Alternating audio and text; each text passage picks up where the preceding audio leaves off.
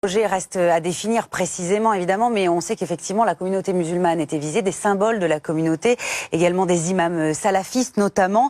Et derrière ce projet d'attentat, eh bien, il y a un groupe d'ultra-droite, bien connu des services de renseignement et de la DGSI, les services de renseignement intérieur. Ce groupe, il s'appelle AFO, pour Action des Forces Opérationnelles.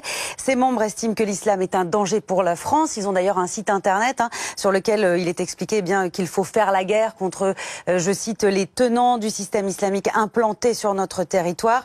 Ce groupe, il était donc sous surveillance depuis plusieurs mois. Et le 14 juin dernier, eh bien, un juge d'instruction antiterroriste a ouvert une information judiciaire pour association de malfaiteurs terroristes criminels. Et les interpellations ont donc eu lieu la nuit dernière, un peu partout en France, vous l'avez dit, en région parisienne, Paris et la banlieue également, en Charente-Maritime, dans le Cher, la Haute-Vienne et en Corse du Sud également. Que sait-on du profil des 10 interpellés? Alors, ce sont des personnes qui sont âgées de 32 à 69 ans, qui sont pour certains d'anciens membres des forces de l'ordre, d'anciens militaires. Sur le site d'ailleurs de cette organisation AFO, la Action des Forces Opérationnelles, il est beaucoup question de formation militaire, d'entraînement théorique, mais aussi d'entraînement au combat et même à des techniques survivalistes en cas, vous savez, de crise, d'attaque majeure. Il semble en tout cas que les personnes dont on parle là étaient déjà bien équipées.